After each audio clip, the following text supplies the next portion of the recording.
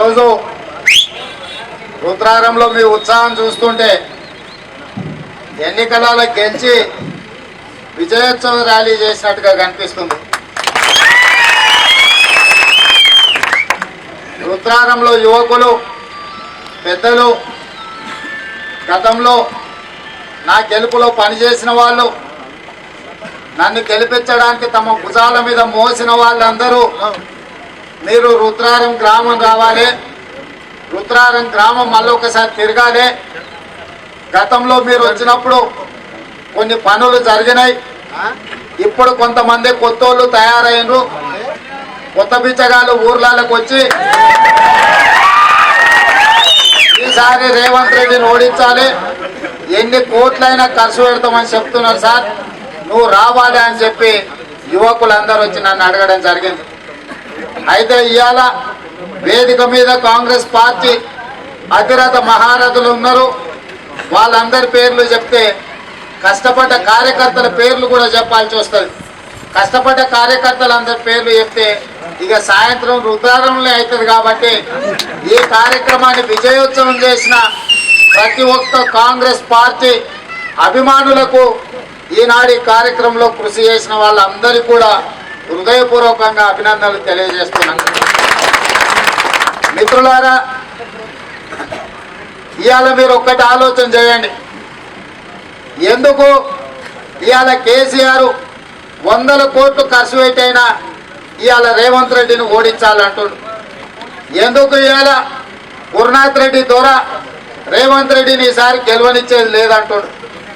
ఎందుకు ఇవాళ పట్నం మహేందర్ రెడ్డి మన పల్లెటూరుకు వచ్చి ఈసారి ఎన్ని కోట్లైనా ఖర్చు పెడతాం, ఎంతమంది మీద అయినా కేసులు పెడతాం, ఎట్లయినా ఓట్లు కొనుక్కొని డబ్బలు వేసుకుంటామని పట్నం మహేందర్ రెడ్డి చెప్తాడు. ఇక ఆయన వెనకాల ఇంకొక ఆయన బయలుదేరిండు, ఆయన పేరు నరేందర్ రెడ్డి. మొన్న యువకులు, గ్రామ యువకులు వచ్చి కొడంగల్ నన్ను కలిస్తే తెల్లారి మీ ఊరికి వచ్చి సందు తిరిగాడు. సందు తిరిగి మీరెవ్వరు అక్కడ దిక్కు పోకండి, మీకు ఏం కావాలంటే నేను గది చేస్తా అంటున్నాను. నేను ఒకటే అడుగుతున్నా, మీరు ఒక్కసారి ఆలోచన చేయండి. గురునాథ్ రెడ్డి గారు 25 సంవత్సరాలు మన నియోజకవర్గానికి ఎమ్మెల్యేగా ఉన్నాడా లేదా?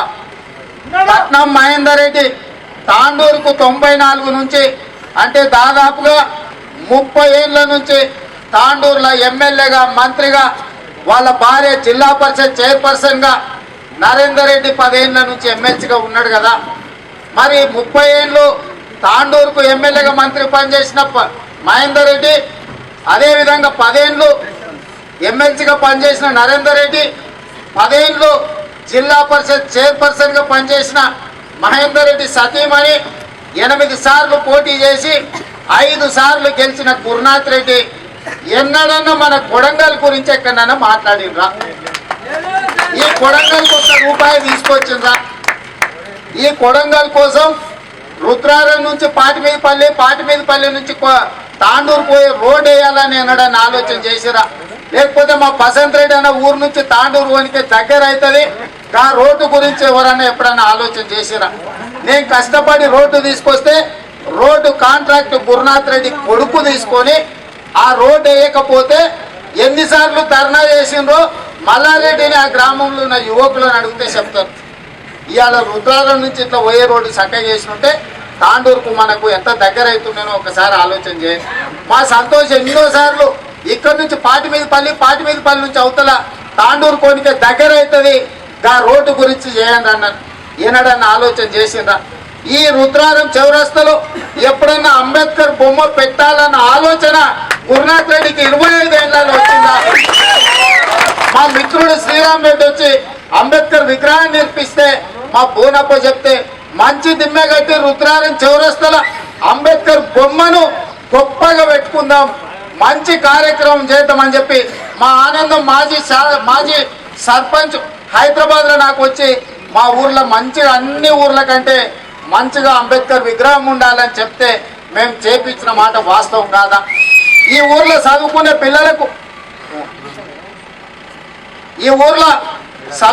పిల్లలకు పడి తీసుకొచ్చింది నేను కాదా?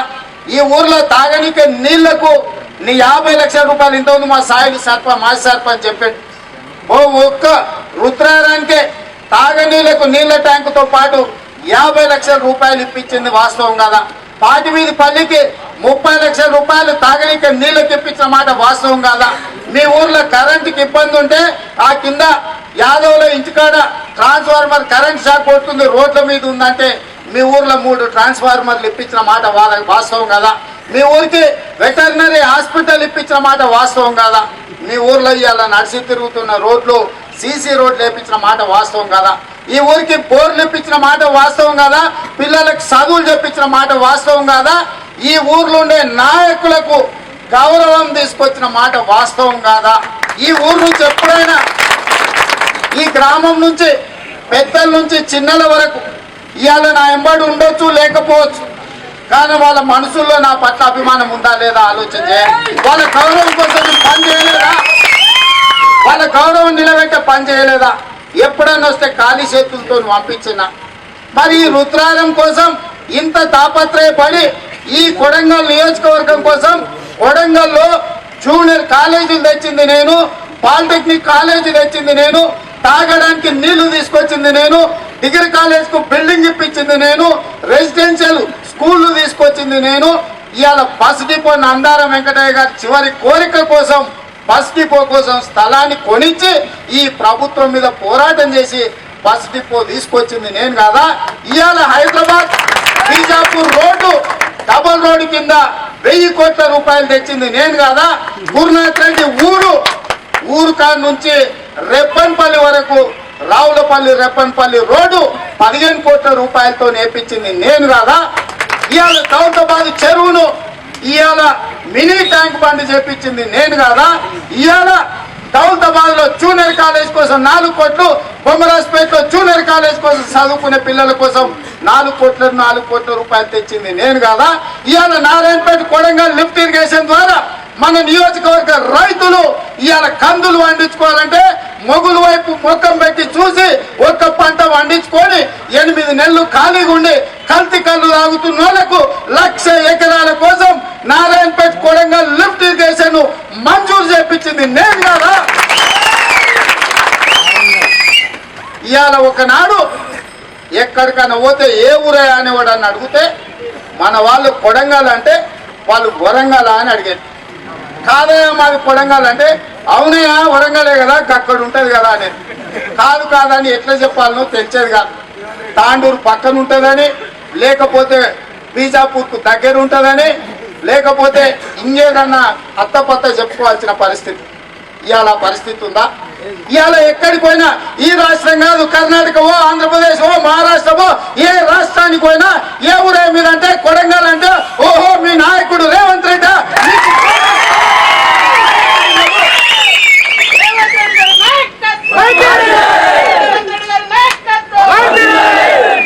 ఒకనాడు 2009లో మీరు 7,000 ఓట్లతో గెలిపిస్తే రాష్ట్ర స్థాయిలో గుర్తింపు తీసుకొచ్చిన 2014లో 15,000 ఓట్లతో గెలిపిస్తే ఇవాళ దేశ స్థాయిలో గుర్తింపు తీసుకొచ్చిన. ఇవాళ ఢిల్లీలో ఉండే రాహుల్ గాంధీ ఢిల్లీకి పిలిపించి గల్లీలో ఉన్న కొడంగల్ మీ అభిమాన నాయకుని మీరు గుండెల బట్టి చూసుకొని 15,000 ఓట్లతో గెలిపిస్తే ఢిల్లీలో రాహుల్ గాంధీ ఇంటికి పిలిపించి కాంగ్రెస్ పార్టీ కండువ కప్పిందంటే గల్లీలో ఉన్న కొడంగల్ పేరును ఢిల్లీ వరకు వినిపించింది నేను కాదా. ఏంటండి వీడియో నచ్చిందా? అయితే ఓ లైక్ వేసుకోండి, లేదంటే ఓ కామెంట్ చేయండి. ఎప్పటికప్పుడు మా వీడియోస్ చూడాలంటే సబ్స్క్రైబ్ చేసుకోండి.